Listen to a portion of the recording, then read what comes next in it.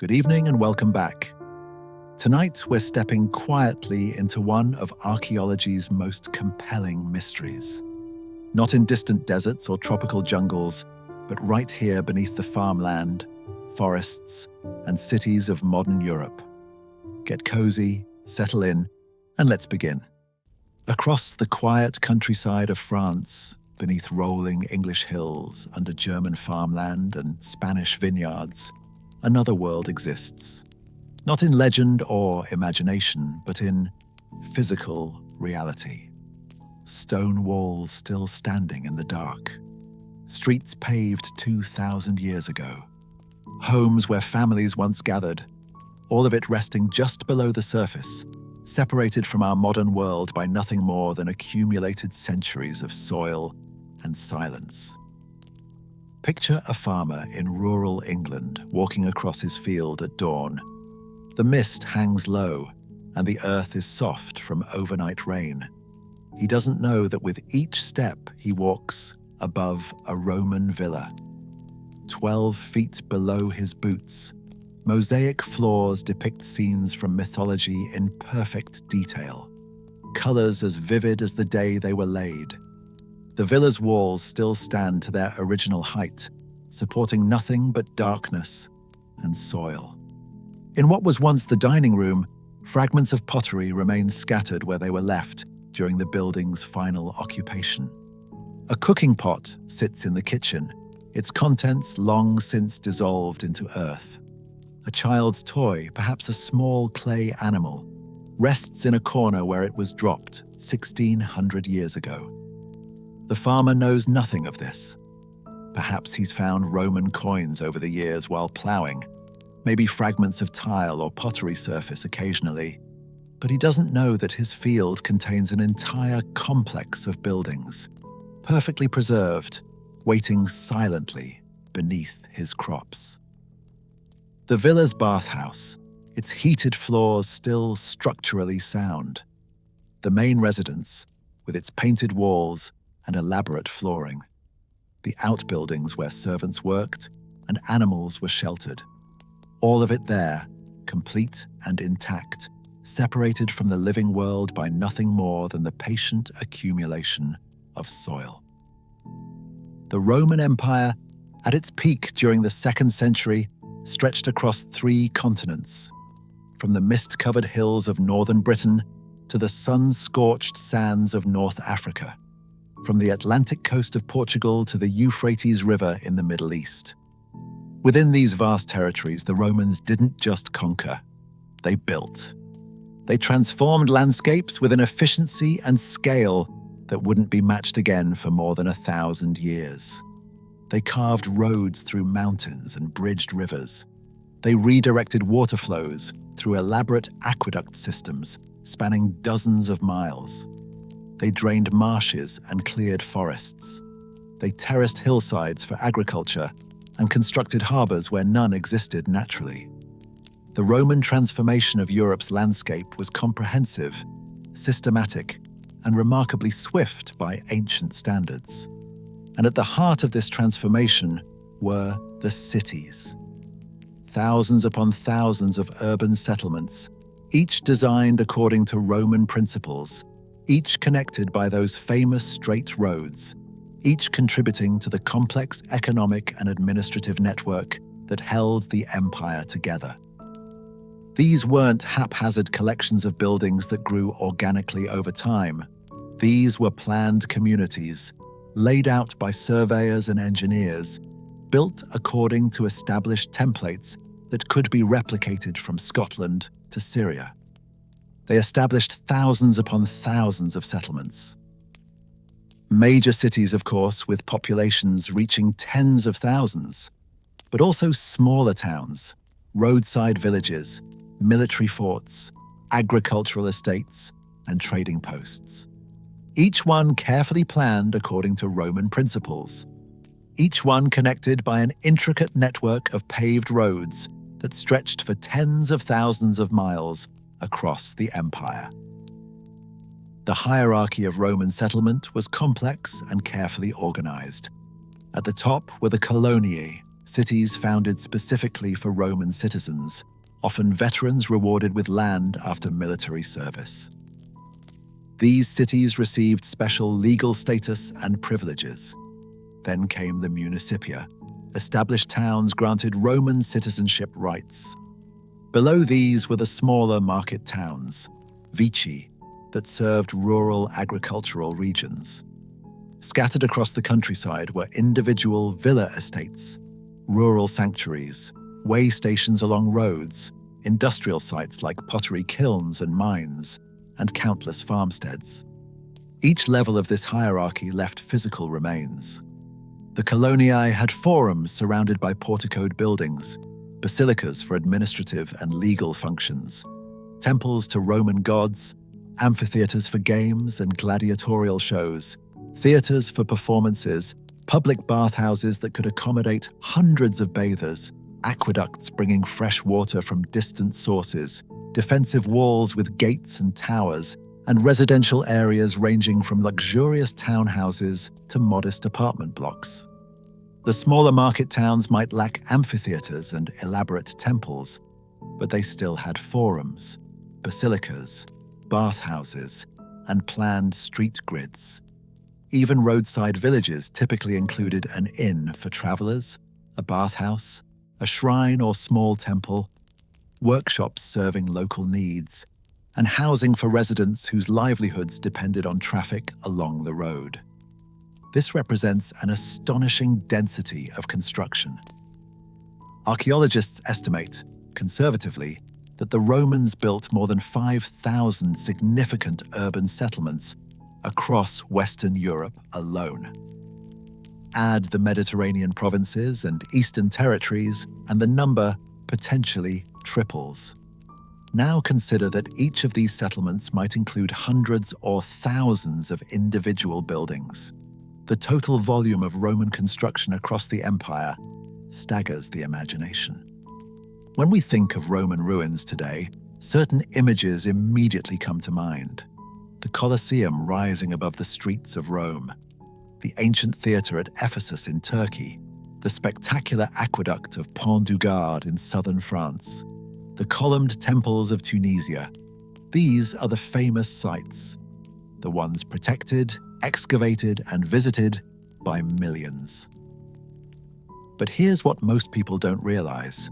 These visible, celebrated ruins represent only a tiny fraction of what the Romans actually built. The vast majority of Roman settlements, perhaps 80 or 90% of them, remain completely hidden underground.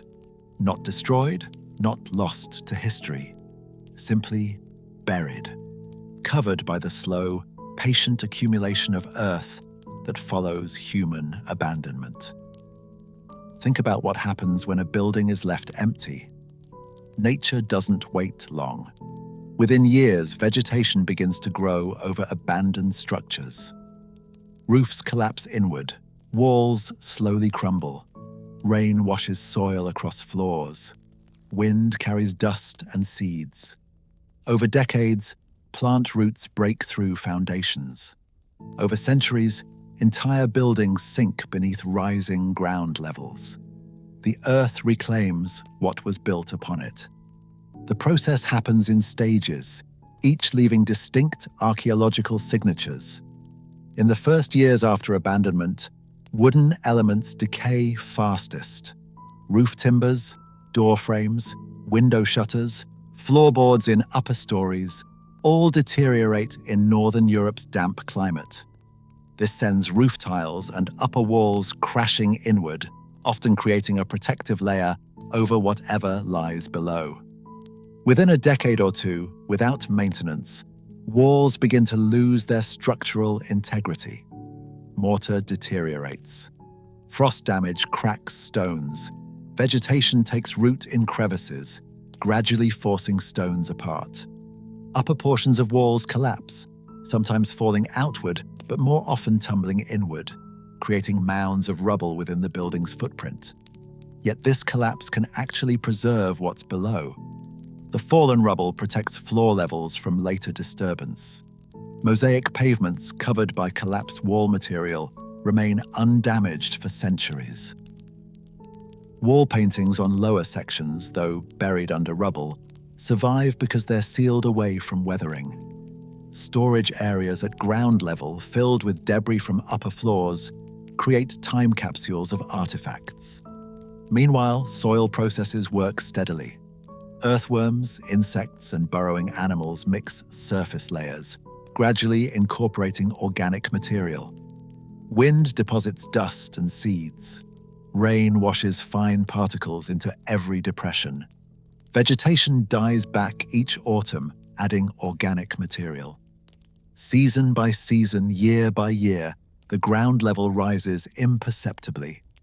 After a century, abandoned buildings might be reduced to low mounds barely visible above the surrounding ground surface. After 2 centuries, vegetation has usually obscured even these mounds. After 5 centuries, the landscape shows little trace of human occupation, except to trained eyes. After 15 centuries, which is roughly how long most Western European Roman sites have been abandoned, the buildings are typically buried under several feet of accumulated soil, completely invisible without excavation. Now multiply this process across 1,500 years. That's roughly how long most of Western Europe's Roman cities have been abandoned. Since the 5th century, when the Western Roman Empire fractured and collapsed, thousands of towns and settlements simply ceased to function as they once had. Some were gradually abandoned as populations declined. Others were destroyed during warfare or natural disasters. Many were slowly cannibalized for building materials by medieval communities who had little understanding or care for the history beneath their feet. In Britain specifically, the departure of Roman administration around 410 AD initiated a complex process of urban decline. Without imperial government, without tax collection and redistribution, without military protection, the economic systems supporting cities broke down. Trade networks collapsed. Money-based economies reverted to barter. Specialized craftsmen found no markets for their products.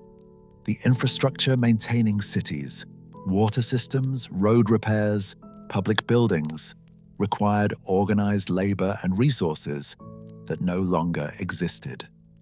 Within a generation, British cities were probably struggling. Populations contracted, buildings emptied, maintenance ceased. Another generation, and significant portions of urban areas might have been abandoned. By the 6th century, most Roman urban centers in Britain were ruins, though some continued limited occupation in sections of the old cities. This abandonment pattern varied across Europe. In Italy and southern France, many cities maintained continuous occupation, though often at reduced population levels. The economic and administrative structures transformed rather than collapsed. Roman basilicas became Christian churches. Forums remained central gathering places. Street grids persisted. These cities evolved directly into medieval and modern urban centers, with Roman levels buried beneath later construction, but never completely abandoned. In the frontier zones along the Rhine and Danube, military sites were often abandoned more suddenly when legions withdrew in the late 4th and early 5th centuries. Forts that had housed garrisons for centuries were simply left empty. The civilian settlements around them, dependent on military payrolls and provisioning, collapsed rapidly. Within years, these installations became ruins. But abandonment doesn't mean total disappearance. The foundations remain. The street plans persist. The pottery, coins, tools, and personal objects that people left behind stay exactly where they fell, protected by layers of soil that act like a time capsule, sealing away fragments of daily life from 2 millennia ago. In Britain alone, archaeologists estimate there were at least 2,000 Roman settlements of various sizes. Some were major urban centres like Londinium, which is modern London, or Eboracum, which became York. Others were modest villages or military installations. Today, we can visit perhaps 50 or 60 of these sites, where remains are visible above ground. The rest, nearly 2,000 locations, exist only as subtle marks in fields.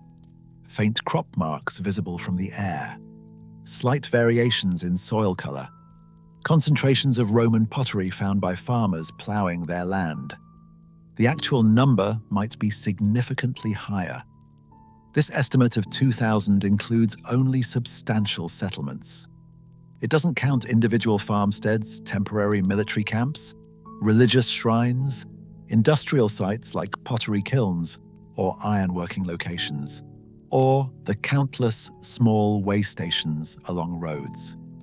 If we included every location where Romans lived or worked, the number for Britain alone could easily be 5,000 or 6,000 sites. And Britain was just one province, and not even among the most densely populated or heavily urbanized. Gaul, covering modern France and parts of surrounding countries, was far more urbanized. Spain had been under Roman control longer and was more thoroughly developed.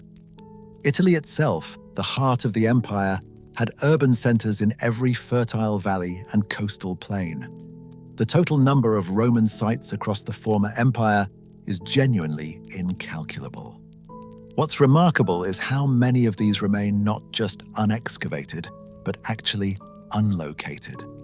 We know generally that Roman settlements existed in certain regions based on historical texts, distance between known sites, and logical locations for towns serving agricultural hinterlands. But we don't know precisely where these settlements are.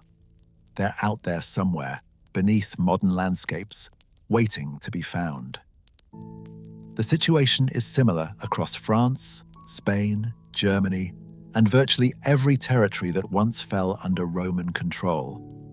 Beneath the medieval town of Reims in France lie the streets of Durocortorum, once the capital of Belgian Gaul, which historical sources suggest may have had as many as 30,000 inhabitants at its peak. Under vineyards near Bordeaux, the outlines of Roman villas can be detected from satellite images. In the forests of Germany's Rhineland, entire frontier forts remain untouched beneath the trees. France presents a particularly complex archaeological landscape. The density of Roman settlement there was extraordinary. Every region, from the Mediterranean coast to the Channel shores, from the Atlantic seaboard to the Rhine frontier, was comprehensively settled and developed. Major cities numbered in the dozens, smaller towns in the hundreds, villas in the thousands. Connecting them all was a road network whose main arteries are still in use today, though their Roman surfaces lie buried beneath modern pavement. Many French towns and cities sit directly atop Roman predecessors. Lyon, ancient Lugdunum, was one of Gaul's most important cities and served as the administrative capital of multiple provinces. Modern Lyon's metro system can't be extended without encountering Roman remains.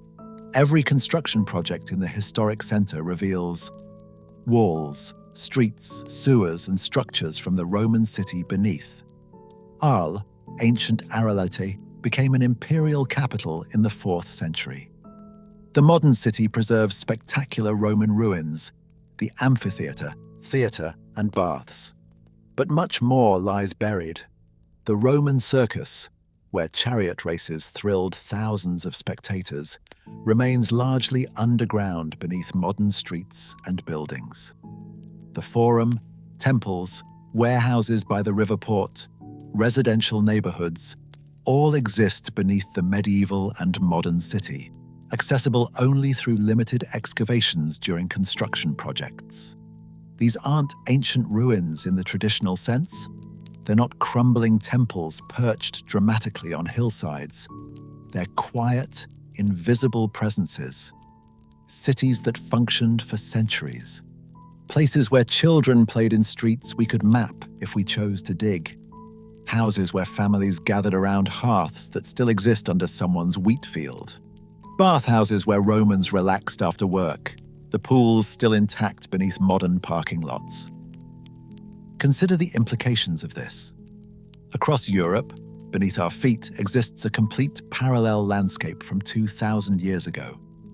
Street systems laid out in perfect grids, public buildings where civic business was conducted, markets where merchants from across the empire traded goods, workshops where craftsmen created everything from simple pottery to elaborate metalwork, homes where families lived, ate, celebrated, and grieved.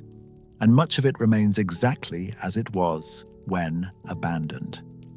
The hypocaust systems that heated Roman buildings still have their tile pillars standing, supporting floors above. The drains and sewers that removed wastewater still channel water when rain seeps through. The foundations that supported multi-story buildings still bear their loads, though those loads are now soil and vegetation, rather than walls and roofs. What's particularly striking is how complete some of these buried sites remain.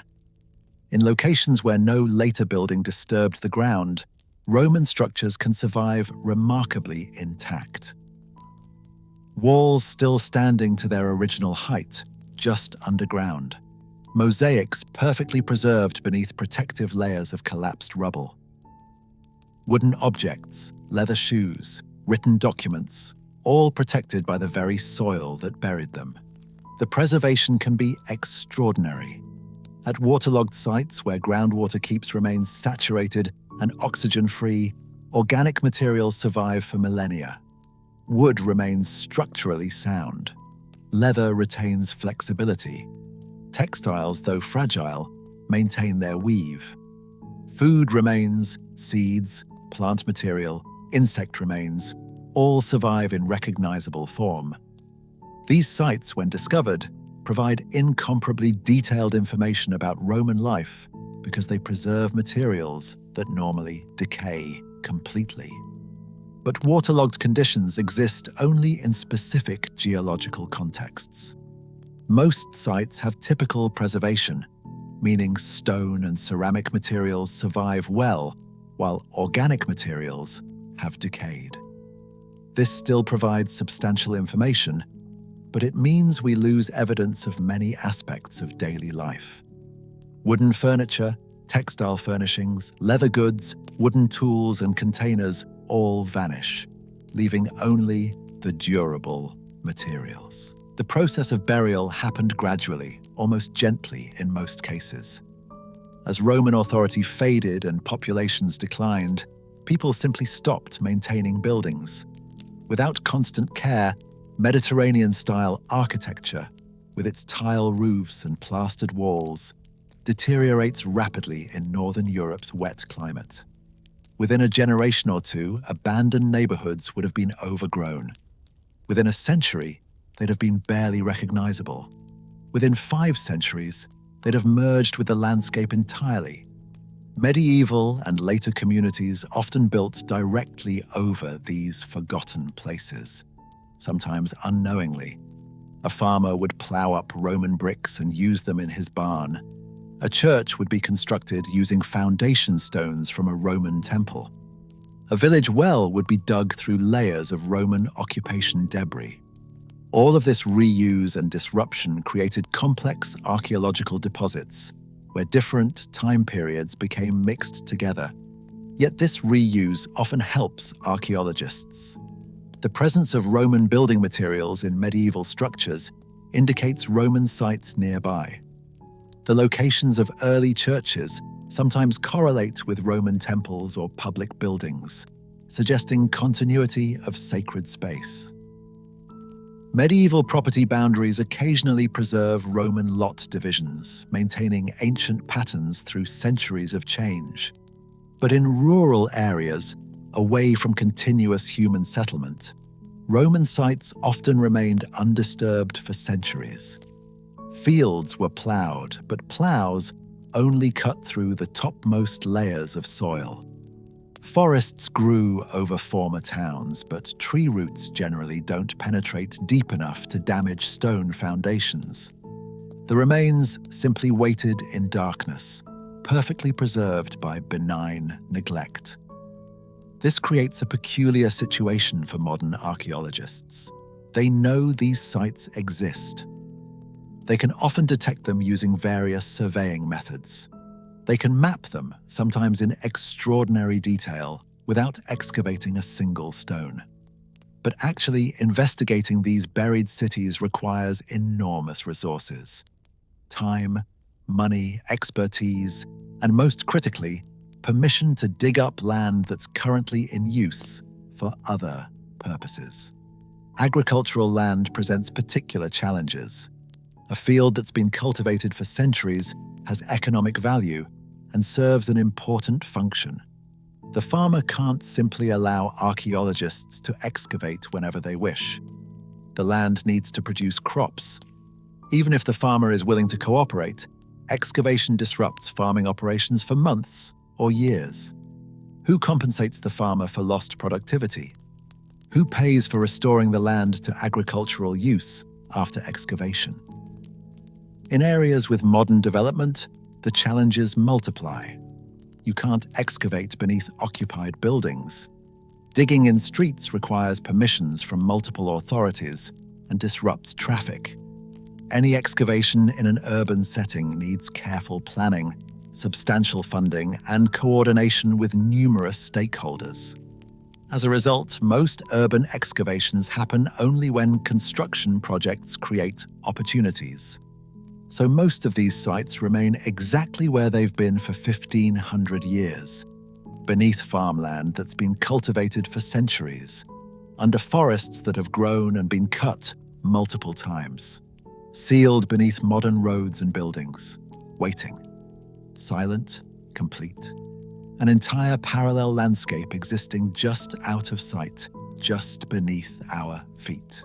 To understand the scale of what lies buried, we need to grasp just how thoroughly the Romans transformed Europe's landscape.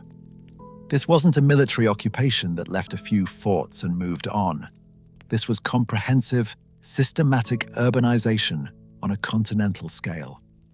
The Romans didn't just conquer territory, they rebuilt it according to their own vision of civilization. When Roman legions first pushed into Gaul, Britain, or the Germanic territories during the first centuries before and after the Common Era, they encountered a landscape very different from the Mediterranean world they knew. Northern and Western Europe was largely rural, covered in forests, marshes, and scattered agricultural settlements. The indigenous Celtic and Germanic peoples had their own towns and fortifications, but these bore little resemblance to Roman urban planning. The Romans brought with them a specific vision of what a proper city should be. This vision was remarkably consistent across the entire empire, from Britain to Syria.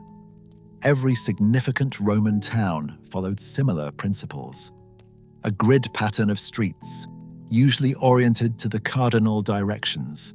A central forum serving as marketplace and civic center. Public bathhouses, often multiple ones in larger cities. An amphitheater or theater for entertainment.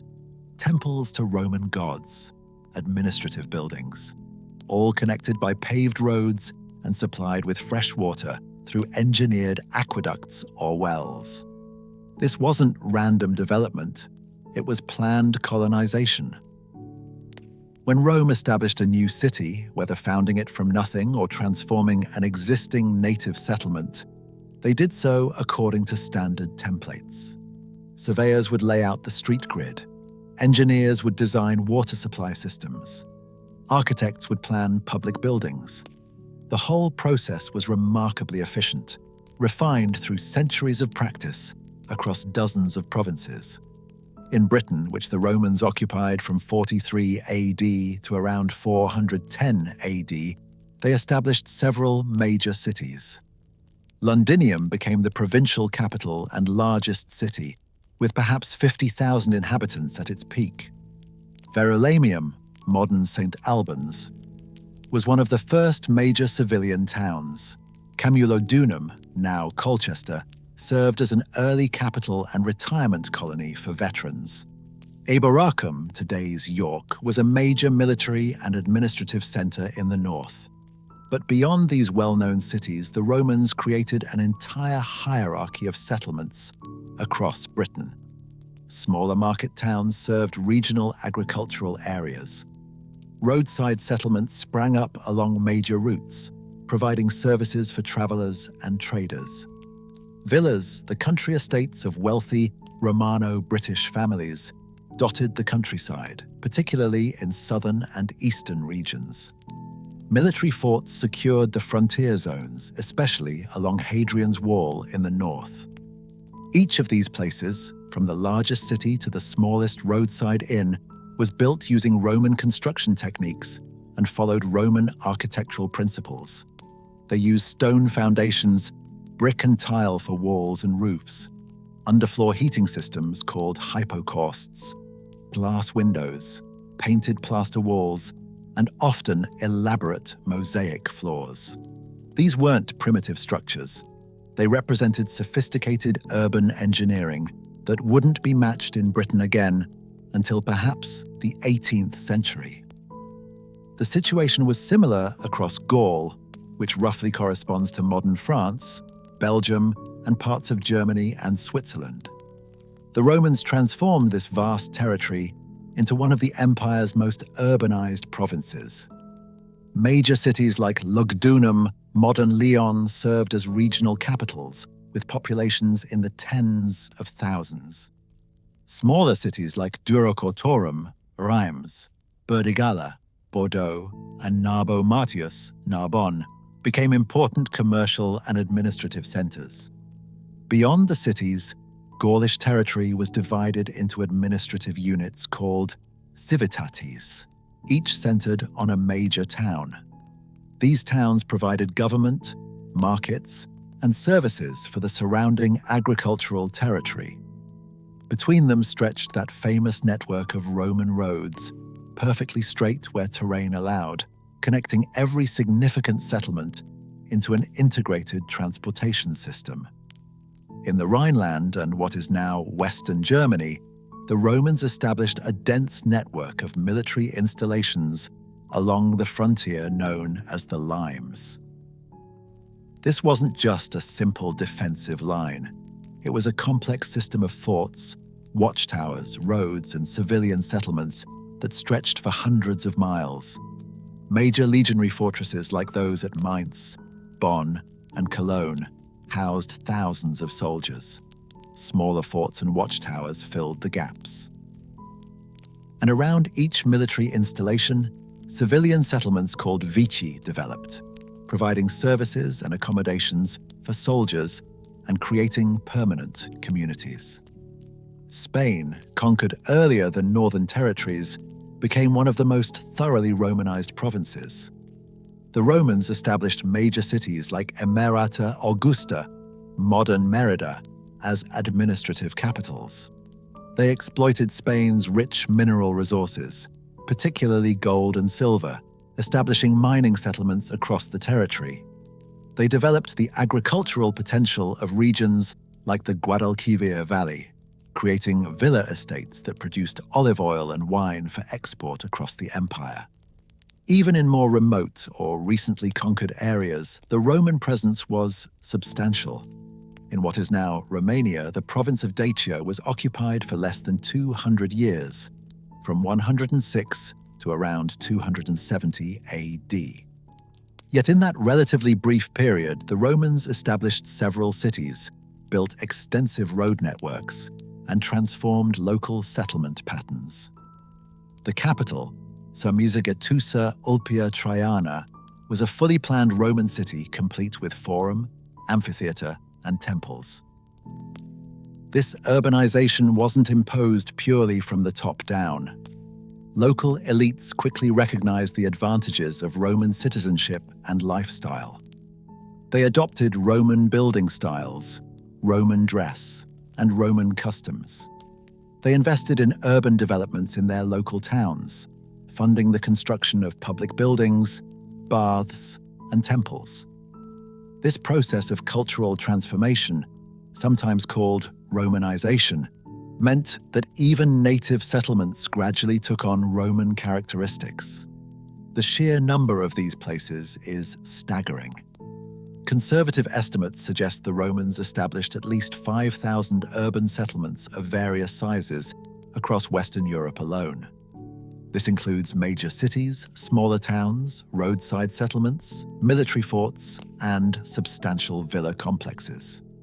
If we include the Mediterranean provinces and eastern territories, the number easily doubles or triples.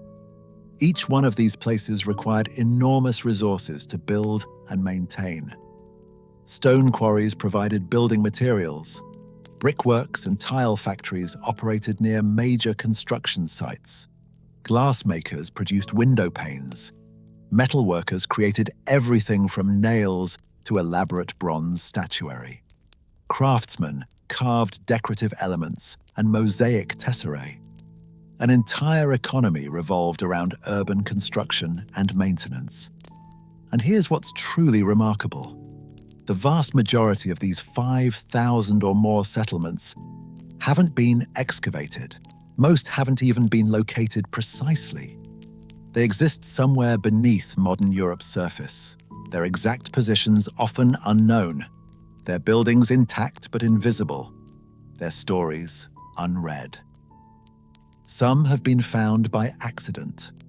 Construction workers digging foundations for a new building suddenly break through into a Roman basement. Farmers ploughing fields turn up fragments of mosaic or concentrations of pottery. Road crews cutting through hillsides expose ancient walls.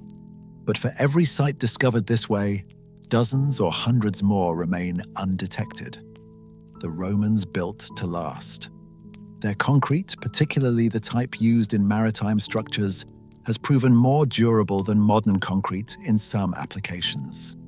Their stone foundations, laid without mortar in many cases, can survive millennia underground.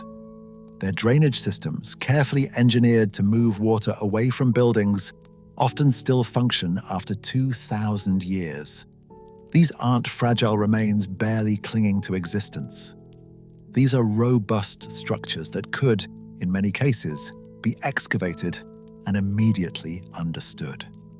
This durability means that beneath Europe's surface lies an almost complete snapshot of an ancient civilization. Not just grand public buildings, but everyday structures. Shops where people bought bread. Workshops where artisans created pottery and metalwork.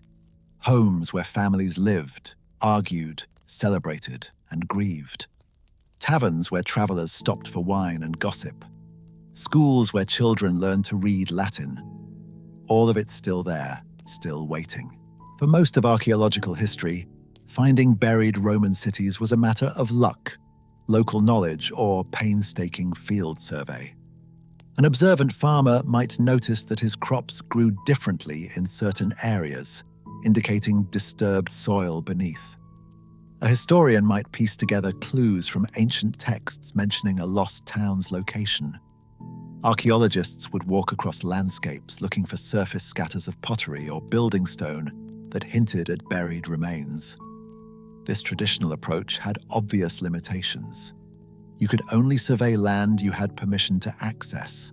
You could only detect sites where some material remained visible on the surface. And you had no way to know what existed beyond the immediate area you could see. Finding Roman sites this way was slow, labor-intensive, and often inconclusive. That began to change in the mid-20th century with the development of aerial photography for archaeological purposes.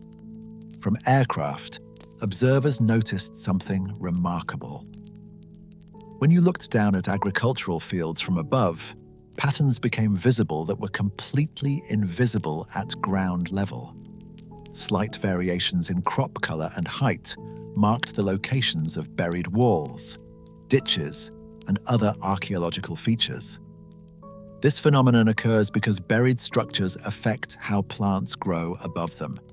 Above a buried wall, the soil is shallower and drains differently, causing crops to grow less vigorously. Above a buried ditch filled with rich organic soil, crops grow more luxuriantly. These differences might be imperceptible at ground level, but from the air, especially during particular seasons when crops are under stress from heat or drought, they create distinctive patterns. Aerial photography revealed entire Roman landscapes that had been invisible. The outlines of forts appeared as dark squares in wheat fields. The street grids of buried towns became visible as geometric patterns. Villa complexes revealed themselves through the rectangular shapes of their buildings and enclosures. Suddenly, archaeologists could map Roman settlements without digging a single trench. But aerial photography had limitations. It only worked in certain conditions. The land had to be cultivated, with crops at the right growth stage. Weather had to be appropriate, and interpretation required considerable expertise. Those crop marks might indicate Roman remains, or they might be caused by modern agricultural features, geological variations, or natural phenomena. The real revolution came more recently with the development of LiDAR technology. LiDAR, which stands for Light Detection and Ranging, uses laser pulses to create extraordinarily detailed, three-dimensional maps of the ground surface. The technology was initially developed for meteorological and geographical purposes, but archaeologists quickly recognized its transformative potential. Here's how it works in practice. An aircraft, typically a small plane or helicopter, is equipped with specialized LiDAR sensors mounted beneath the fuselage. As the aircraft flies over a landscape following a predetermined grid pattern, these sensors emit rapid pulses of laser light toward the ground. Not just hundreds or thousands of pulses, but millions per second in modern systems. Each pulse is incredibly brief, lasting only nanoseconds, and travels at the speed of light. These pulses bounce off whatever they encounter. Some hit tree branches and reflect back. Some penetrate between leaves and hit smaller branches. Some make it all the way to the ground surface. The LiDAR sensor records every return, noting the precise time each pulse took to return and its intensity. Because the system knows exactly when each pulse was emitted and the speed of light is constant, it can calculate the exact distance to whatever reflected that pulse. The aircraft's position is tracked with extreme precision using GPS and inertial measurement units. This means that for every laser return, the system knows both the sensor's location in three-dimensional space and the distance to the target. Computer processing combines these measurements to calculate the exact three-dimensional position of each reflection point. The result is what's called a point cloud, a massive data set containing millions or even billions of individual points, each representing a specific location in three-dimensional space. For a typical archaeological survey covering, say, 50 square kilometers, the point cloud might contain billions of measurements. Each measurement is accurate to within centimeters. What makes LiDAR revolutionary for archaeology is its ability to see through vegetation. Traditional aerial photography is completely blocked by tree cover. A forest from above looks like a green canopy with no indication of what lies beneath. But LiDAR pulses can penetrate between leaves and branches. Not all pulses make it through dense canopy, but enough do to map the ground surface beneath. Modern LiDAR systems might emit millions of pulses per second. Even if only 1% of those pulses reach the ground in densely forested areas, that still provides tens of thousands of ground measurements per second, more than enough to create detailed elevation models. Computer algorithms process the raw point cloud to separate vegetation returns from ground returns. The software can identify patterns. Points from tree canopies form clusters at certain heights. Points from the ground form a continuous surface. By filtering out the vegetation points, archaeologists obtain a bare Earth model, a detailed elevation map showing the ground surface as if the vegetation didn't exist. When archaeologists apply LiDAR to known Roman sites, the results are often startling. Features invisible for centuries suddenly appear in perfect clarity. Not just major structures like amphitheaters or fort walls, but subtle earthworks, property boundaries, road surfaces, and small buildings. The technology captures detail measured in centimeters across landscapes spanning hundreds of square kilometers. Take Hadrian's Wall in northern England as an example. This famous Roman frontier fortification has been studied for centuries. Every major fort has been identified, and most have been partially excavated. The wall itself is visible for much of its length. You might think we understand this landscape completely, but when LiDAR surveys were conducted, hundreds of previously unknown features appeared. The surveys revealed mile castles, the small forts built every Roman mile along the wall, that had been completely plowed flat centuries ago. Without LiDAR, these appeared as nothing more than slight rises in fields. The scans showed their exact plans, internal building layouts, and defensive ditches. Turrets, the watchtowers between mile castles, showed up as small square platforms. Civilian settlements around major forts revealed their full extent, often much larger than previously known. Even more remarkable were the quarries where stone was extracted for wall construction. These appeared as geometric depressions in hillsides, their Roman origins confirmed by their relationships to the wall. Roads leading to the wall from the south showed up as raised causeways or linear features. Field systems, the agricultural infrastructure supporting the frontier, appeared as patterns of banks and ditches. All of this information existed before LiDAR, but it was invisible without the technology to reveal it. Traditional field survey might identify 1 in 10 of these features, if archaeologists were lucky. LiDAR found nearly everything in a fraction of the time.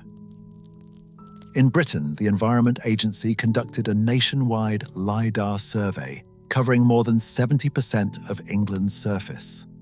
They did this primarily for flood risk management and environmental planning, flying aircraft equipped with LiDAR sensors over the entire country and creating detailed elevation models. The cost was substantial, tens of millions of pounds, but the data served multiple purposes beyond archaeology. When they made this data publicly available online, free for anyone to download and analyze, it transformed British archaeology overnight. Suddenly, archaeologists could study landscapes they'd never physically visited.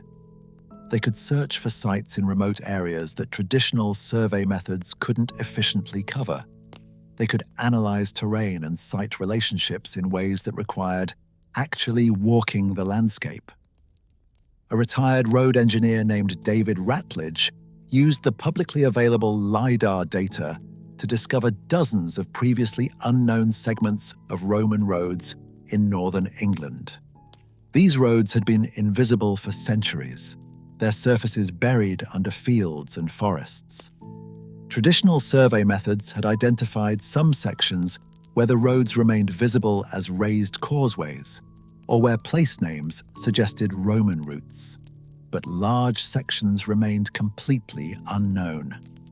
LiDAR revealed them as subtle linear features, typically raised just 20 or 30 centimeters above the surrounding ground, cutting straight across the landscape in characteristically Roman fashion.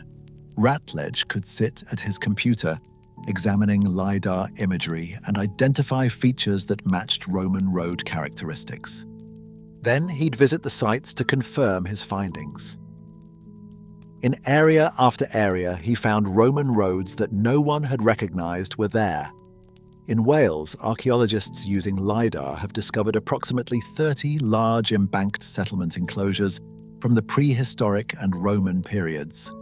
These are substantial sites, some covering several acres, with defensive banks and ditches surrounding interior areas that once contained buildings and activities. They'd been invisible before LiDAR because they survived only as very subtle earthworks in moorland and forest, far too slight to catch the eye of someone walking past them. The technology also revealed around 20 burial mounds, prehistoric barrows that had been plowed nearly flat over centuries. From ground level, these looked like natural rises in the landscape. From LiDAR's perspective, they appeared as regular, circular mounds clearly artificial in origin. Perhaps most remarkable were the hundreds of medieval farms and field systems. LiDAR showed abandoned settlements from after the Roman period, complete with building platforms, property boundaries, field walls, and trackways.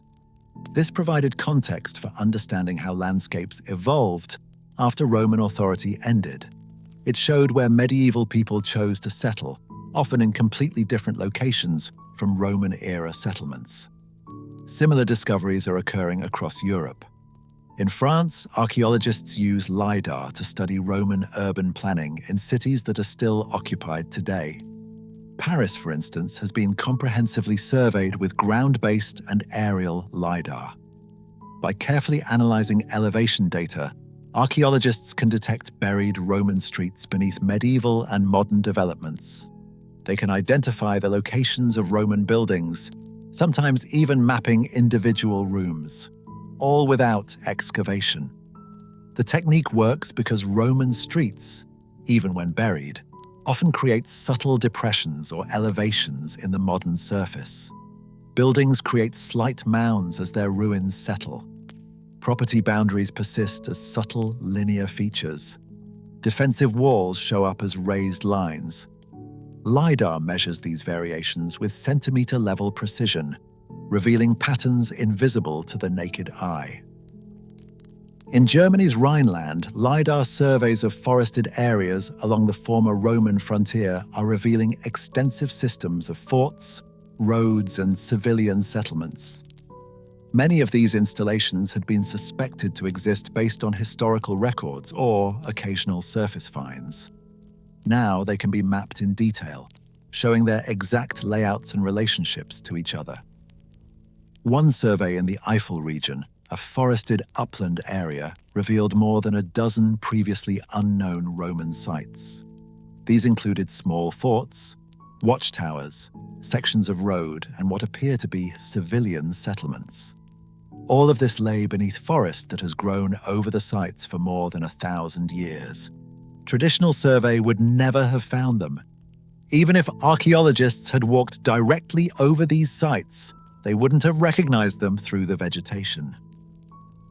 The ability to map sites beneath forests is particularly valuable in Germany because substantial areas that were open farmland in Roman times became forested during the medieval period. These forests protected the Roman remains from agricultural disturbance, but they also made the sites invisible and inaccessible. LiDAR now lets us see through that protection to map what lies beneath. Beyond LiDAR, archaeologists employ several other remote sensing technologies. Ground-penetrating radar uses electromagnetic pulses to image subsurface features. This works particularly well for detecting buried walls, floors, and other structures in urban settings where LiDAR might be impractical. Magnetometry surveys measure variations in the Earth's magnetic field, caused by buried features like hearths, kilns, and iron objects. Electrical resistivity surveys detect changes in soil conductivity that indicate buried walls or ditches. Perhaps most exciting are recent developments in satellite archaeology. High-resolution satellite imagery, combined with advanced computer processing, can detect archaeological features from space. Multispectral imaging captures data beyond the visible spectrum, detecting subtle variations in vegetation health and soil composition that indicate buried structures. Satellites orbiting hundreds of kilometers above Earth can now image the surface at resolutions measured in centimeters. These aren't blurry spy satellite pictures. These are sharp, detailed images showing individual buildings and vehicles. Applied to archaeology, this level of detail reveals crop marks, soil marks, and shadow marks that indicate buried features. Multispectral imaging adds another dimension. By capturing data in infrared, near-infrared, and other wavelengths invisible to human eyes, satellites detect variations in plant health and soil moisture that aren't visible in normal photography. Crops growing over buried walls appear stressed because the soil is shallower and drains differently. Crops over buried ditches appear healthier because the filled ditch provides deeper, moisture-retaining soil. These variations, invisible on the ground, show up clearly in multispectral imagery. Researchers are now using machine learning and artificial intelligence to analyze these massive datasets. Consider the challenge. A single LiDAR survey might produce terabytes of data, covering hundreds of square kilometers. Analyzing this data manually would take years. An archaeologist would need to examine every square meter looking for patterns that indicate buried structures. Machine learning offers a solution. Algorithms can be trained to recognize patterns characteristic of Roman settlements. Feed the system thousands of examples of known Roman sites in LiDAR data. The algorithm learns what Roman forts look like, the shape of their defensive ditches, the layout of internal buildings, the characteristics that distinguish a Roman fort from a medieval one, or a natural geological feature. Once trained, the algorithm can scan through new LiDAR data looking for similar patterns. A computer can examine thousands of square kilometers in hours, flagging areas that match the characteristics of Roman sites. These flagged areas aren't confirmed sites. They need verification by human experts. But the computer does the time-consuming work of initial screening, allowing archaeologists to focus their expertise on promising locations. This approach is already producing results. Researchers in Britain have trained algorithms to identify Roman roads in LiDAR data. The algorithm learned what Roman roads look like: characteristically straight, raised causeways with distinctive profiles, and side ditches at regular distances. Running this algorithm across England's LiDAR dataset flagged hundreds of potential Roman road segments. Archaeologists then examined these flagged locations and confirmed that many were indeed previously unknown Roman roads. Similar work is happening with settlement identification. Algorithms are being trained to recognize the circular or rectangular enclosures that characterize Roman villas and farmsteads. The geometric precision of Roman surveying, visible in the straight walls and right-angled corners of buildings, provides distinct features for machine learning to detect. While AI can't replace expert interpretation, it dramatically increases the efficiency of archaeological survey. Instead of archaeologists manually examining every square kilometer of data, they can focus on locations flagged by algorithms as having high probability of archaeological significance. These technologies are revealing the staggering density of Roman settlement across Europe. Areas previously thought to have sparse Roman presence are showing up as densely settled landscapes. Regions where only a few Roman sites were known are proving to have dozens or hundreds. The map of Roman Europe is being redrawn, not through excavation, but through remote sensing that shows us what's been there all along.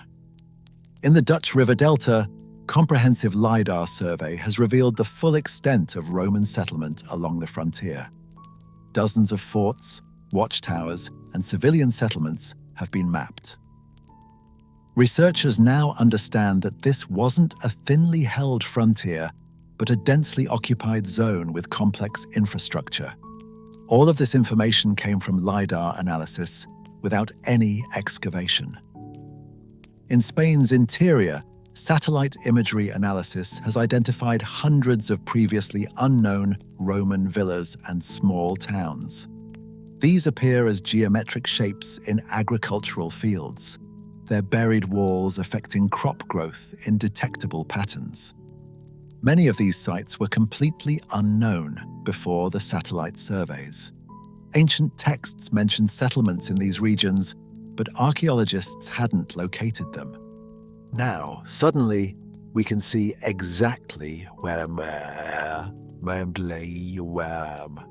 What's particularly valuable about these technologies is their non-destructive nature.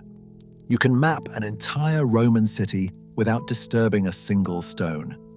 This means that sites can be protected and preserved even before they're excavated. It means that archaeologists can make informed decisions about where excavation would be most valuable. And it means that we have detailed records of sites that might be threatened by development or agriculture in the future. If a site mapped by LiDAR is threatened by construction, archaeologists already know exactly what's there and where. They can plan excavations efficiently, focusing on the most significant areas. They can provide developers with detailed information about archaeological implications. They can make informed decisions about what must be excavated and what might be preserved in place. Of course, remote sensing has limitations.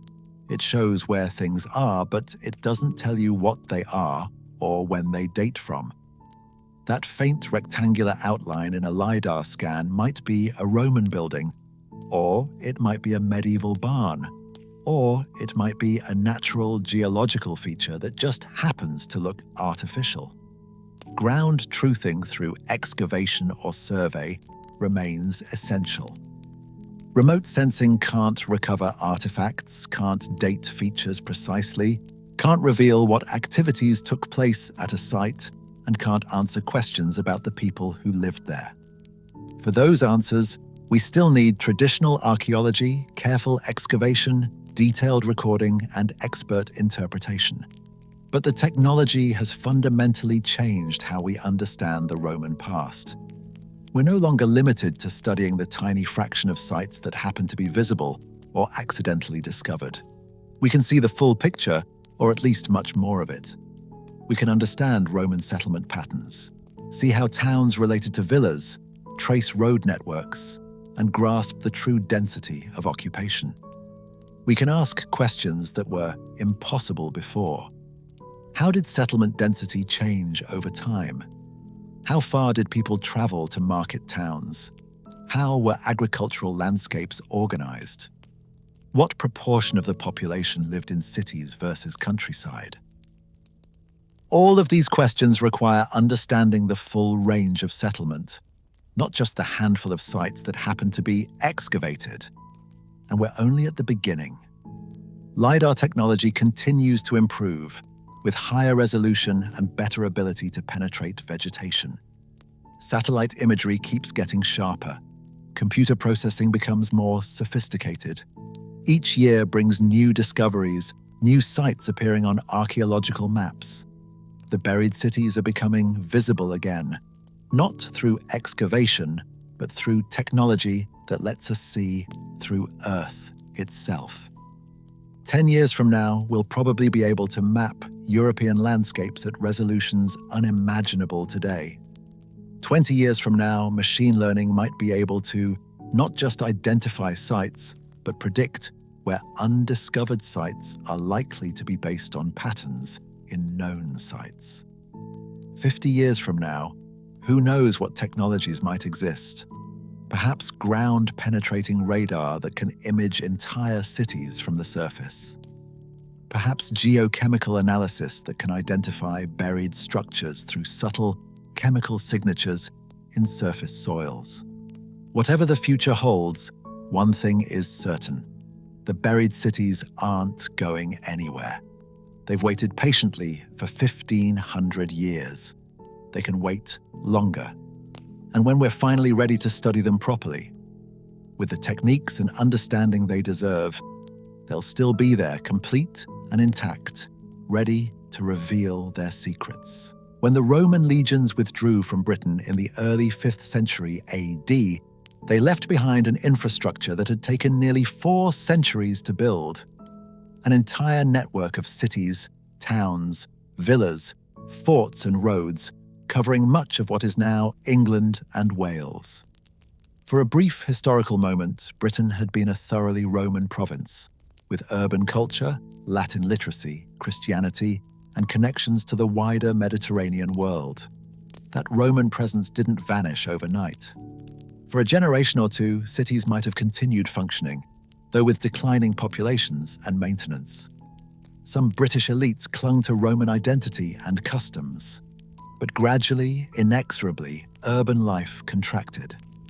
Without Roman administration, taxation, and trade networks, the economic foundations supporting cities collapsed.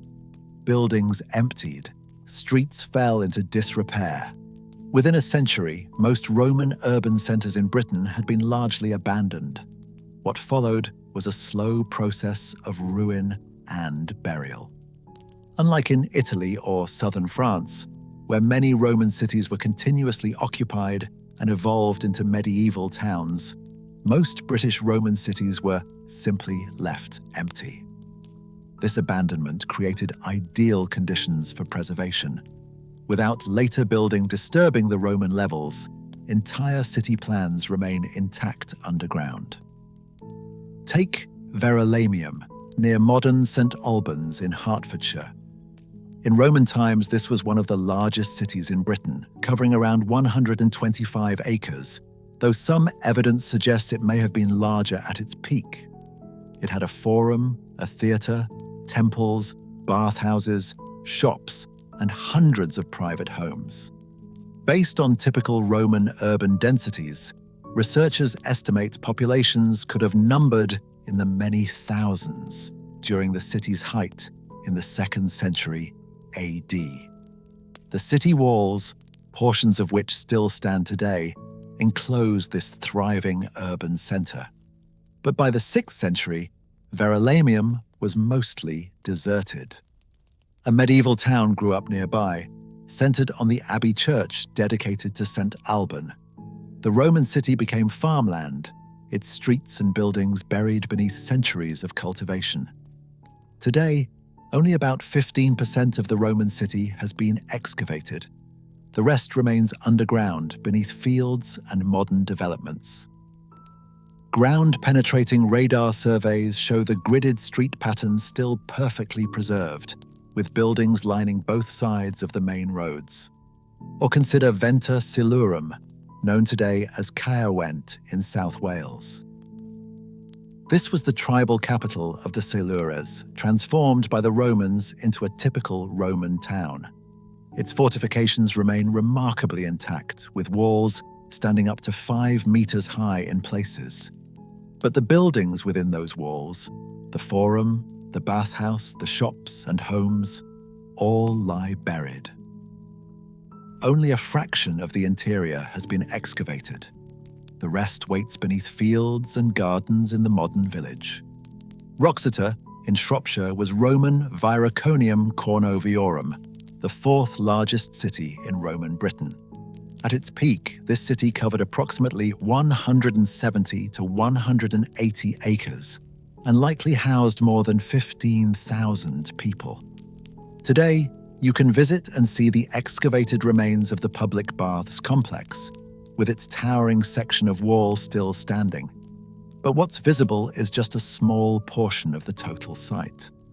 Most of Wroxeter remains unexcavated, preserved beneath farmland.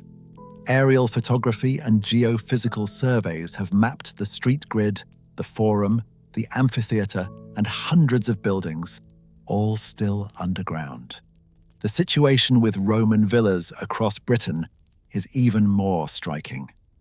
Based on archaeological surveys and discoveries to date, researchers estimate there were somewhere between 4,000 and 6,000 villa estates in Roman Britain, though the actual number remains uncertain. These weren't just houses, they were agricultural complexes, often including multiple buildings, extensive farming operations, and sometimes industrial facilities like pottery kilns or metalworking shops. The wealthy villas, owned by the Romano-British aristocracy, featured elaborate amenities. Heated rooms with hypocaust systems, Mosaic floors depicting mythological scenes, bath suites with hot, warm and cold rooms, dining rooms for entertaining guests. Some had private shrines or temples. Many had formal gardens. These were sophisticated country houses comparable to anything in Italy or Gaul. Only a few hundred of these villas have been excavated, and usually only partially. The most famous ones, like Chedworth in Gloucestershire or Fishbourne in Sussex, are now tourist attractions. But the vast majority remain buried and undiscovered. LiDAR surveys and aerial photography are revealing more all the time, appearing as rectangular enclosures in agricultural fields, their building plans sometimes visible in crop marks. What makes these buried British sites particularly valuable is their potential completeness. Many were abandoned in the 5th or 6th centuries and never reoccupied. Unlike sites in Italy or France where Roman levels often lie beneath medieval and modern occupation, these British sites sit beneath nothing more than farmland. The walls still stand to their original height. The floors remain intact.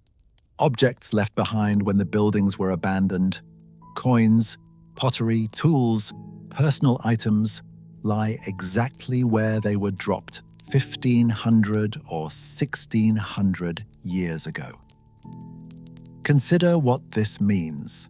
Somewhere in the English countryside, there's a villa where a wealthy Romano-British family lived in the early 5th century. Their mosaic floors are still there, covered by a metre or two of soil. Their kitchen, with its cooking hearths and storage areas, remains complete. The rooms where they slept, where they entertained guests, where they conducted business, all survive. The objects they owned, the things they used every day, are still in the ruins. Excavating such a site would be like opening a time capsule. The military sites along Hadrian's Wall present similar opportunities. This famous frontier fortification, stretching 73 miles across northern England, is well known and well studied. The wall itself is visible for much of its length. Major forts like Housesteads and Vindolanda have been extensively excavated and are popular tourist destinations. But Hadrian's Wall was more than just a wall with a few forts. It was a complex military and civilian zone, stretching several miles on both sides of the wall itself. Every Roman mile along the wall had a small fort called a mile castle, housing a garrison of perhaps 8 soldiers. Between each pair of mile castles were two watchtowers, called turrets. Behind the wall were larger forts housing auxiliary units of hundreds of soldiers, and around many of these forts grew civilian settlements, vici, providing services for the military. Many of these mile castles, turrets, and vici have never been excavated. They're marked on maps based on systematic survey work, but they remain underground. LiDAR is now revealing them in extraordinary detail, showing building layouts and defensive features that traditional survey methods couldn't detect through centuries of plough damage and erosion. At Vindolanda, a fort just south of Hadrian's Wall, ongoing excavations have revealed extraordinary preservation. The waterlogged conditions preserved organic materials that normally decay: leather shoes, wooden objects, even written documents. The famous Vindolanda tablets, thin wooden leaves with ink writing, provide intimate details of military life, personal letters, supply requests, birthday party invitations. These tablets survived only because specific conditions kept them wet and sealed from oxygen. That same type of preservation likely exists at other unexcavated sites along the wall.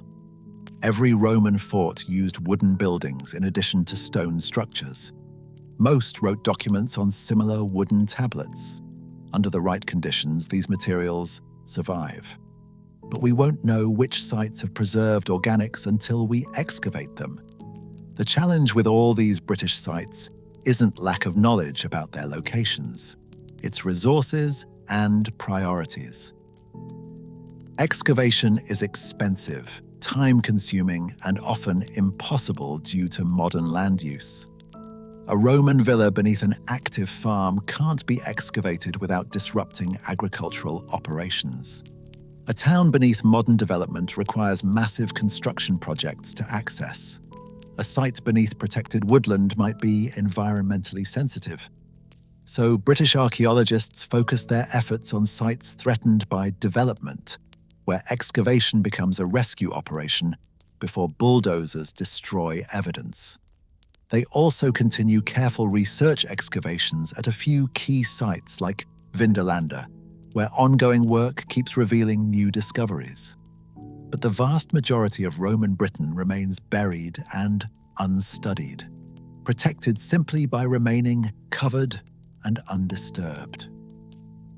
Recent research is revealing just how densely settled Roman Britain actually was. Using LiDAR and aerial photography, archaeologists are discovering that areas previously thought lightly populated actually had substantial Roman presence. The landscape was filled with small farmsteads, roadside settlements, and rural industrial sites that didn't appear in traditional surveys. This density suggests something important. Roman Britain wasn't just a military occupation with a few major cities. It was a thoroughly Romanized province with complex economic networks, intensive agriculture, industrial production, and widespread adoption of Roman culture and technology. All the physical evidence of this remains buried across the British countryside, waiting beneath modern fields, forests, and towns. While Britain's buried Roman cities are particularly well preserved due to abandonment, the situation across continental Europe is more complex, but no less fascinating. Here, many Roman cities evolved directly into medieval and modern towns, with continuous occupation over 2,000 years. This creates archaeological challenges, but also means that substantial Roman remains lie hidden beneath layers of later development. In France, the Romans transformed Gaul into one of the empire's most urbanized and prosperous provinces. Major cities like Lugdunum, modern Lyon, became regional capitals that may have rivaled Italian cities in size and sophistication during their peak periods. Today, Lyon's Roman theatre and Odeon still host performances, and archaeological excavations beneath the modern city continuously reveal new sections of Roman streets, houses, and public buildings. But for every excavated section, far more remains buried beneath buildings and streets that can't easily be accessed. Lyon's Roman Forum, for instance, lies somewhere beneath the medieval and modern city centre. Its exact location is known from ancient texts and archaeological clues, but actually excavating it would require demolishing occupied buildings, an impractical proposition. The same situation exists in countless French towns and cities. Beneath Reims lies Durocortorum, capital of Belgian Gaul. The ancient city's street grid doesn't match the modern layout, meaning Roman structures lie beneath buildings, roads, and parks throughout the modern city centre. Excavations happen opportunistically when construction projects dig deep enough to reach Roman levels. These urban excavations often reveal remarkably preserved remains. In 2008, archaeologists excavating for a new museum in Reims discovered a 3rd century cryptoporticus, an underground vaulted gallery that originally ran beneath the Roman Forum. The structure was nearly intact, its arches still supporting the buildings above. But this kind of discovery is rare, simply because opportunities to excavate beneath occupied cities are limited. Rural Roman sites in France present different opportunities and challenges. The countryside is dotted with thousands of villa sites, most identified through surface finds and aerial photography, but never excavated. French archaeologists have mapped entire villa landscapes, showing the remarkable density of these agricultural estates in productive regions. In southern France's Provence region, the Romans established cities, villas, and agricultural infrastructure that remain visible in the modern landscape. But alongside the famous sites like the Pont du Gard Aqueduct or the Theatre at Orange, countless lesser-known sites remain buried.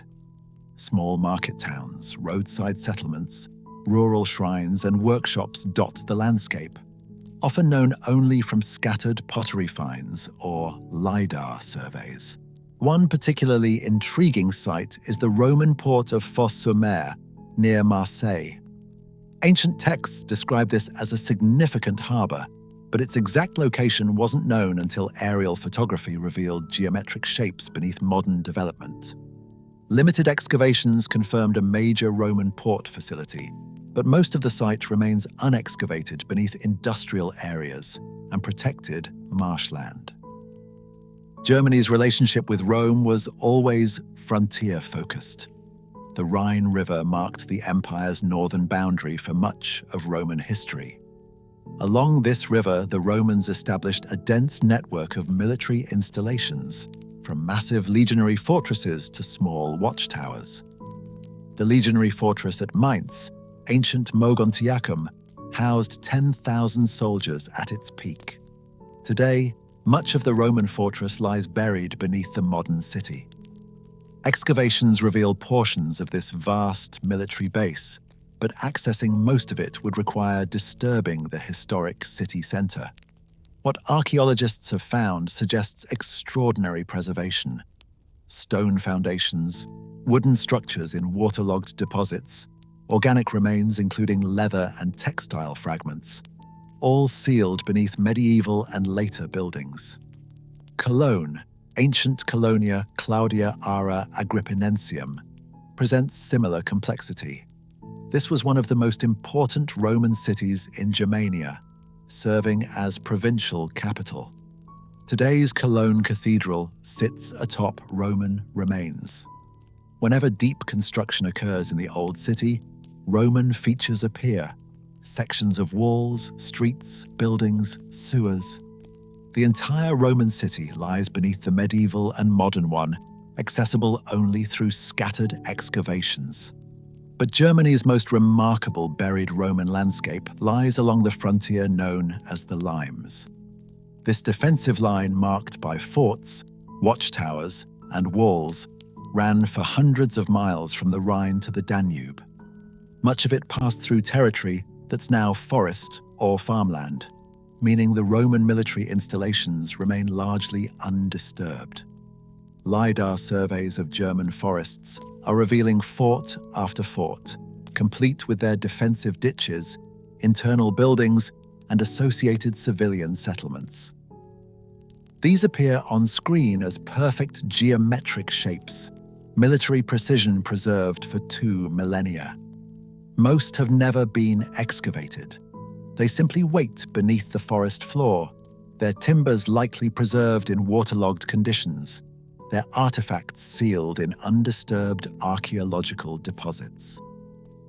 In Spain, the Romans found a landscape they understood: Mediterranean climate, good agricultural land, mineral resources.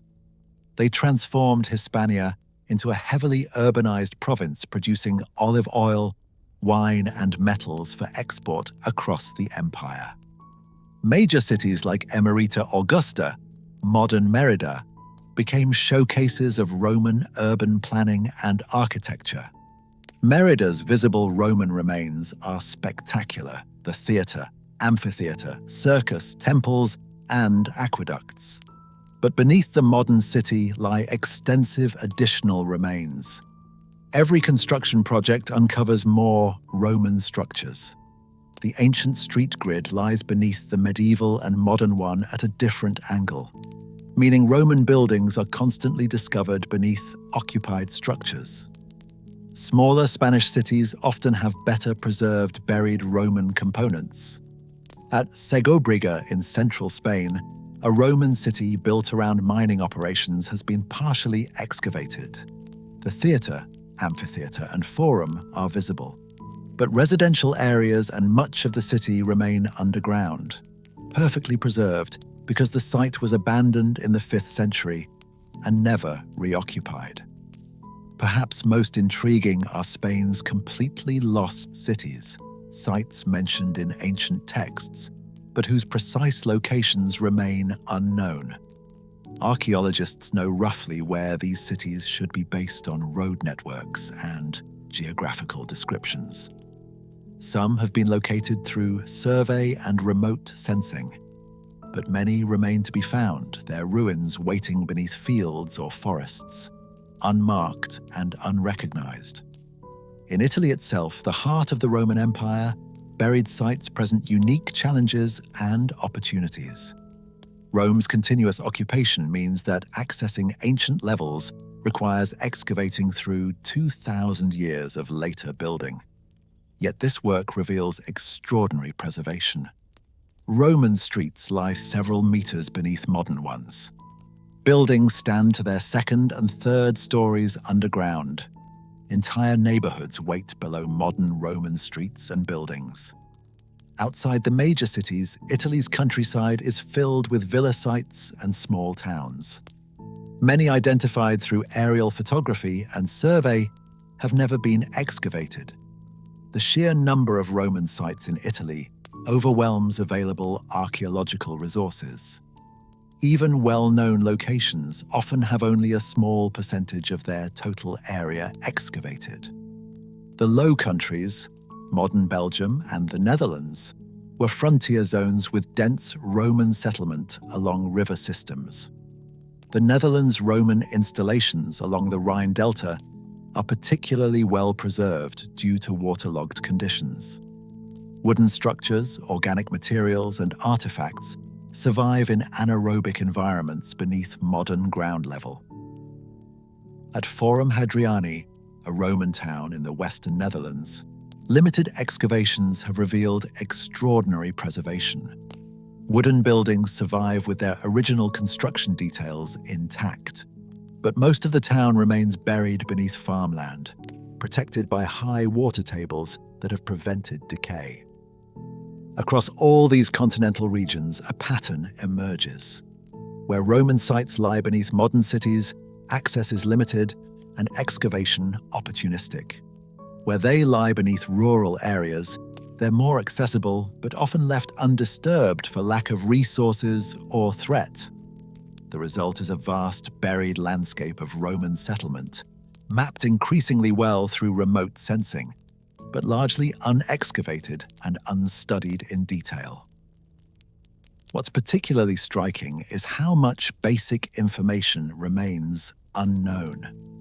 The exact layouts of most Roman towns aren't established. The nature of their economic activities isn't understood. The lives of their inhabitants remain mysterious, beyond generalities. All this information exists in the buried remains, in the artifacts, building materials, food remains, and personal objects that lie undisturbed. But it remains inaccessible, waiting for the resources and opportunity to investigate.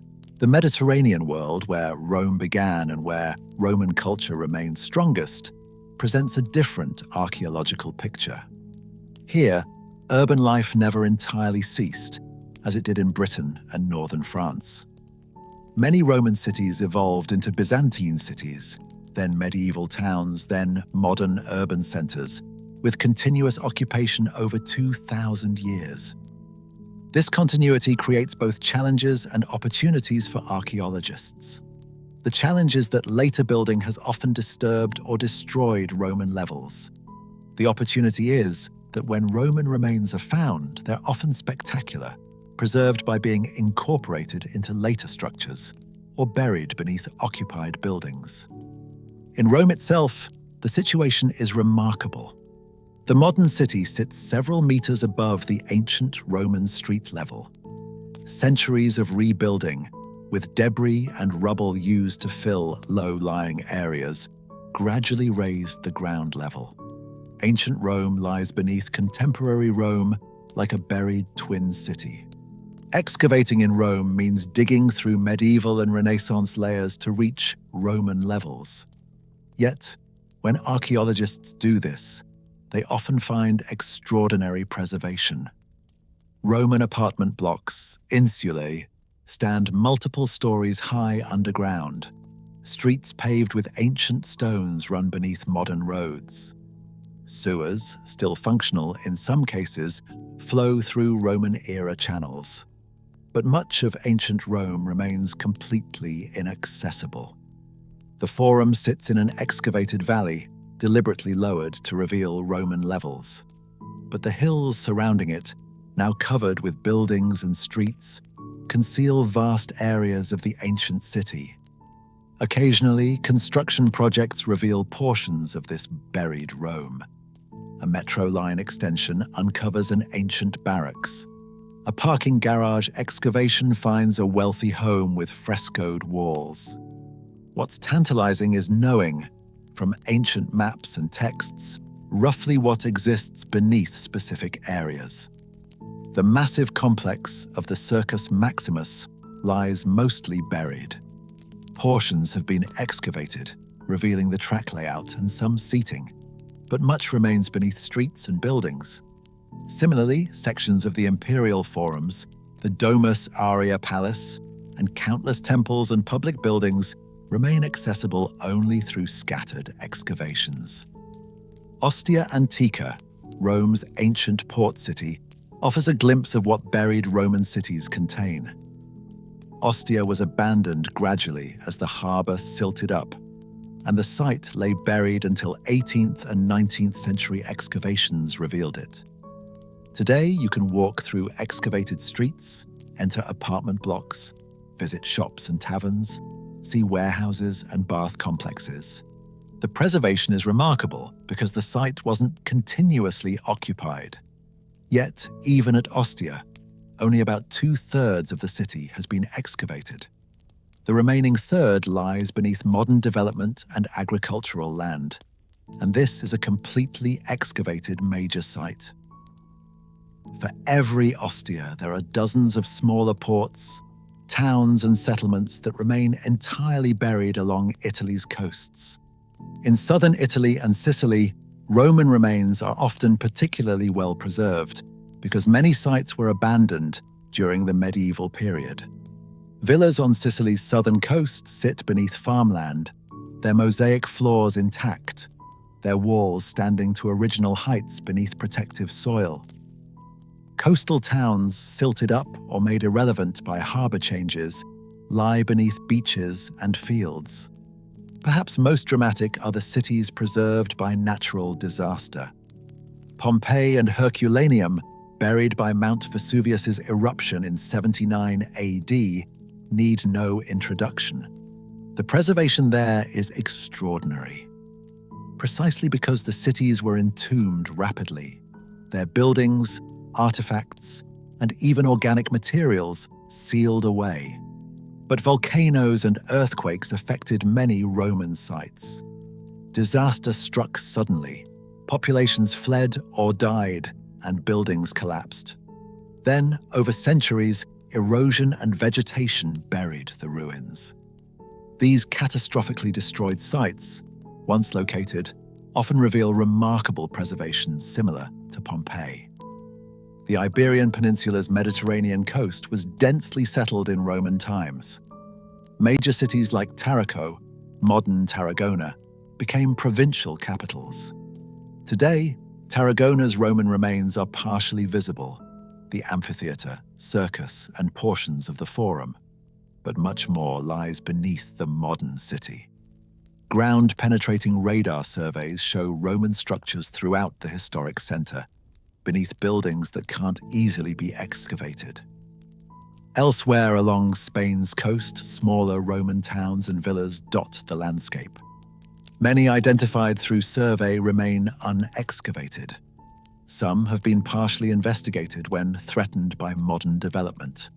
These excavations consistently reveal sophisticated architecture, elaborate mosaics, and substantial buildings, suggesting that even minor Roman settlements in this region were prosperous and well-built. In Greece, Roman remains are often overshadowed by classical Greek ruins. Yet Roman Greece was heavily developed, with cities rebuilt, infrastructure improved, and new settlements established. Athens, Corinth, Sparta, and other famous Greek cities all have substantial Roman components, usually buried beneath later periods or hidden beneath unexcavated areas of ancient sites. At Corinth, for instance, the Roman city lies partially excavated around the Forum area. But vast sections of the Roman town remain buried beneath olive groves and agricultural land surrounding the excavated zone. The harbour installations, crucial for understanding Corinth's role in Roman commerce, are largely unexplored beneath the modern coastline, which has changed significantly since Roman times. The Balkans, comprising modern Albania, North Macedonia, parts of Greece, and the former Yugoslavia, contain thousands of Roman sites in varying states of investigation. Major cities like Thessaloniki in Greece have Roman remains throughout their modern urban fabric. Every construction project uncovers walls, streets, mosaics, and artifacts. But systematic excavation is impossible in occupied areas. More remote sites, away from modern development, often remain completely unexplored. Roman towns, forts, and villas identified through survey or mentioned in ancient texts lie beneath fields and forests. In some cases, political instability or economic constraints have prevented archaeological investigation. In others, sites are simply too numerous for available resources. Turkey, ancient Anatolia, contains some of the Roman world's most impressive cities. Ephesus, with its spectacular library facade and terraced houses, is world famous.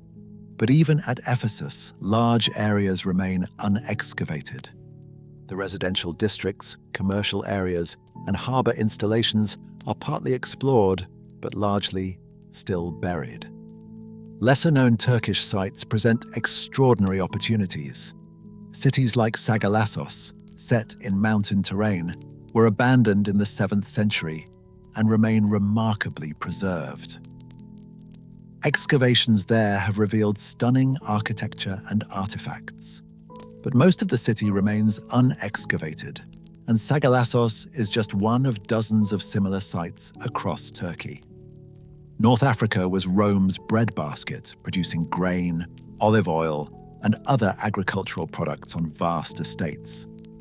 Cities like Leptis Magna in Libya, Volubilis in Morocco, and Carthage in Tunisia showcase Roman urbanism in African contexts.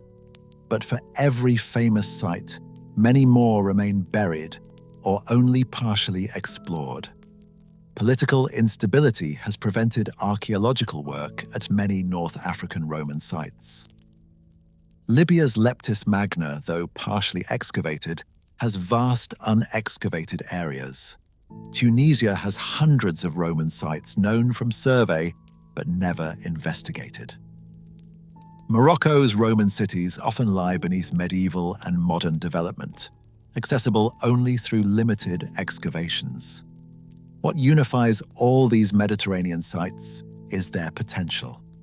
Unlike northern European sites that were abandoned and buried relatively intact, Mediterranean Roman cities were often continuously occupied, meaning Roman levels are overlaid with later periods. But this doesn't make them less valuable archaeologically. It means they contain information about transition periods, showing how Roman society evolved into Byzantine and medieval cultures.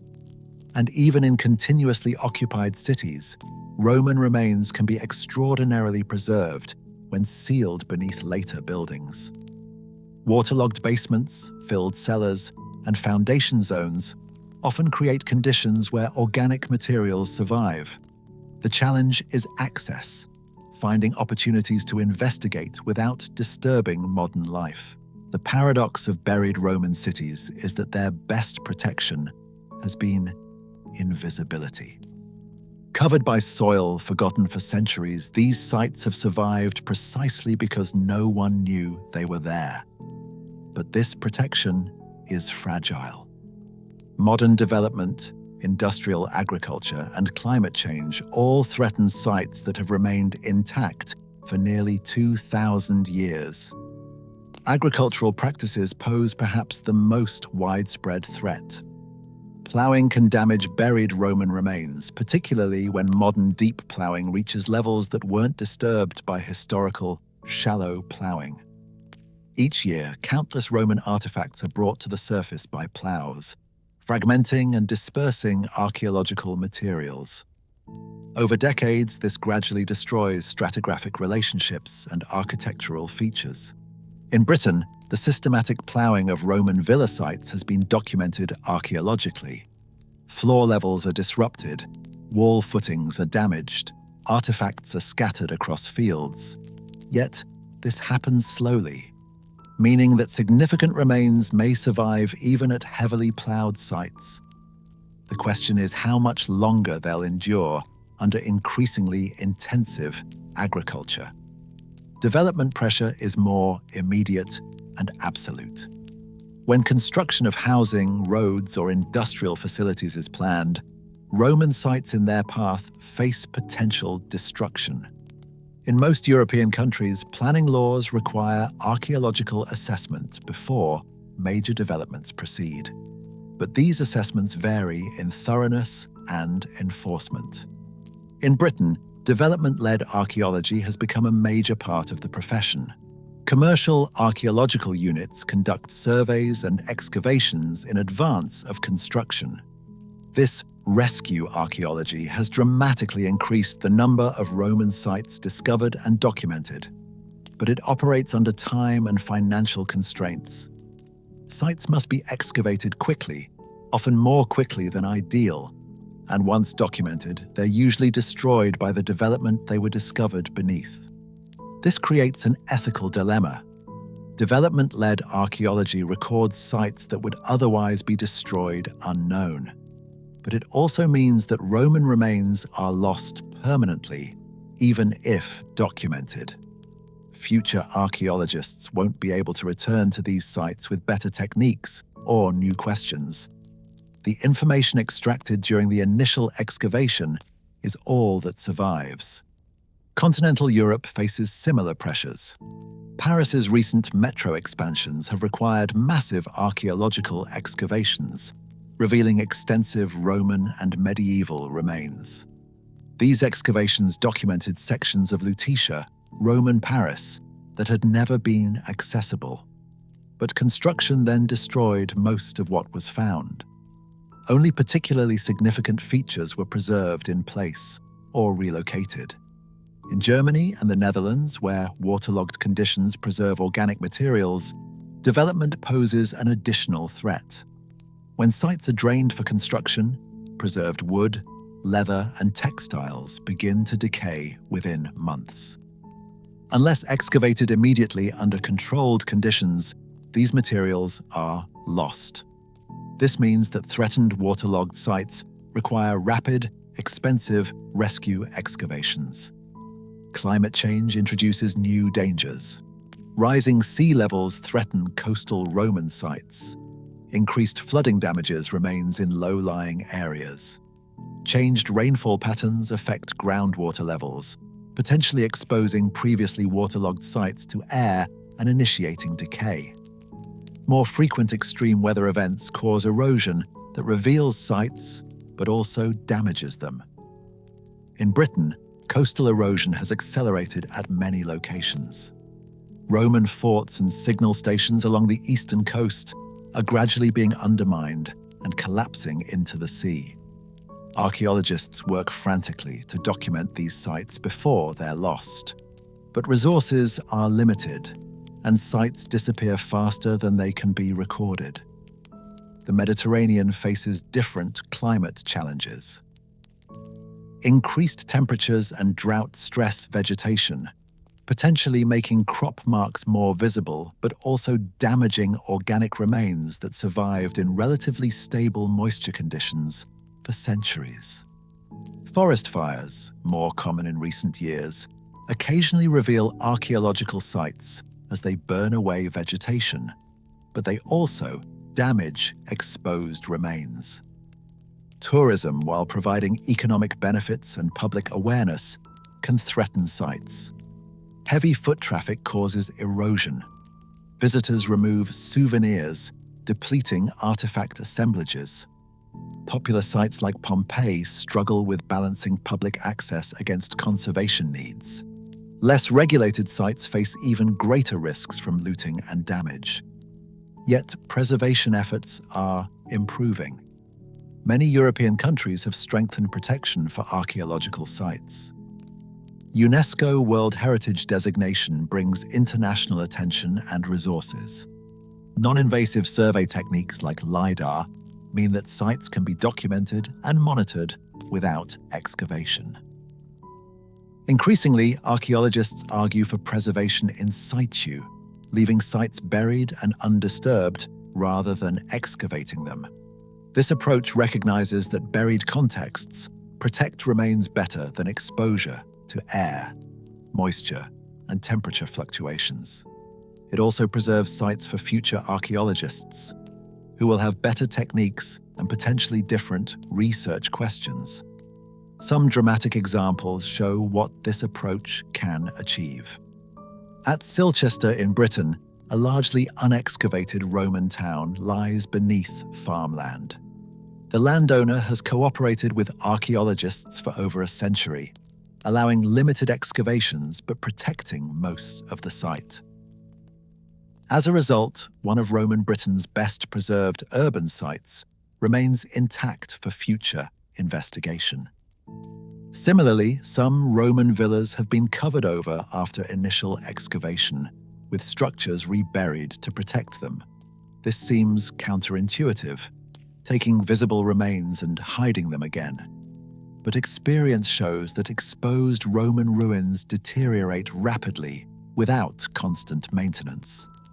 Reburial provides natural protection. The legal frameworks protecting sites vary across Europe. Some countries, like Britain and France, have strong laws requiring archaeological work before development. Others have weaker protections. Enforcement varies even within countries. Rural sites often receive less protection than urban ones. Sites on private land may be poorly monitored. Archaeological funding is always limited. Most countries spend far less on archaeology than on other cultural heritage, like buildings or museums. This means that countless known Roman sites remain unexcavated simply for lack of resources. It's not that archaeologists don't want to study them, it's that they can't afford to. This creates a triage situation. Archaeologists must choose which sites to investigate based on threat level and research value. Sites about to be destroyed receive priority. Sites with unusual preservation or potential to answer important questions get attention when funding allows. Sites that are stable and unremarkable, even if Roman, often remain uninvestigated indefinitely. Some argue this is acceptable. If sites are stable and protected, perhaps it's better to leave them for future generations who will have better tools and techniques. Every excavation, after all, is destructive. You can't dig something twice. By leaving sites buried and protected, we preserve options for the future. Others counter that waiting risks losing information to unexpected threats. That building nobody anticipated suddenly threatens a site. That agricultural practice changes and damages remains. That climate change accelerates and preservation conditions deteriorate. From this perspective, documenting sites now, while we can, is prudent. The reality is probably somewhere between these positions. Some sites should be excavated now, particularly those under immediate threat or with unusual research potential. Others should be protected in place, monitored but left undisturbed. The challenge is making informed decisions about which approach suits which sites. What's clear is that a remarkable archaeological resource exists beneath Europe's surface. 2,000 years of Roman settlement, much of it remarkably preserved, waiting to tell us about ancient life. How we balance investigation, preservation, and inevitable loss will determine how much of that story future generations can access. As we reach the end of this journey through buried Roman Europe, certain questions linger. What exactly lies beneath those quiet fields and forests? What stories wait in the darkness beneath medieval town centers? What objects rest in ancient buildings, sealed away for nearly 2 millennia? The truth is, we can only speculate based on sites that have been excavated, but those excavations provide tantalizing hints of what remains undiscovered. When archaeologists open a sealed Roman building, they consistently find far more than expected. Not just walls and floors, but complete assemblages of artifacts, organic remains, and architectural details that transform our understanding of Roman life. Consider a typical unexcavated villa site. From surface survey and geophysics, archaeologists know roughly where the buildings stand and how large the complex is. But beneath the soil, details await that no remote sensing can detect. Mosaic floors with intricate patterns, perhaps still completely intact. Wall paintings with vivid colors preserved in collapsed rubble. Hypocaust systems, the underfloor heating, with their tile pillars still standing. Storage areas with amphoras that might still contain residues of their original contents. In the courtyard areas, gardens might survive as patterns of post holes and planting beds. Industrial zones could contain kilns, furnaces, or workshops with their tools still in place. Stables might have preserved leather tack and wooden fixtures. The entire complex, frozen at the moment of abandonment, waits to reveal how a Roman agricultural estate actually functioned. Or picture an unexcavated section of a Roman town. The street grid is visible in geophysical surveys, but what lines those streets remains unknown until excavated. Shops with their counters and storage areas. Taverns with bars still standing. Workshops with implements and raw materials. Homes with their furniture, cooking equipment, and personal possessions. All of this could be preserved, depending on how the building was abandoned and what happened afterward. In some fortunate sites, waterlogged conditions might preserve organic materials. Wooden furniture, leather shoes and clothing, baskets, rope, food remains, even wooden writing tablets with ink still legible. These materials, so rare in most Roman sites, provide incomparably detailed information about daily life. But we don't know which buried sites have waterlogging until we excavate them. The human element is equally compelling. At abandoned sites, some buildings contain skeletal remains. People who died during the abandonment period and were buried on site. People who sheltered in ruins and died there. In rare cases, sudden disasters preserved people where they fell, like the famous casts at Pompeii. Each set of human remains can tell us about the individual, their health, diet, age, and sometimes cause of death. But beyond physical remains, there's a more intangible presence.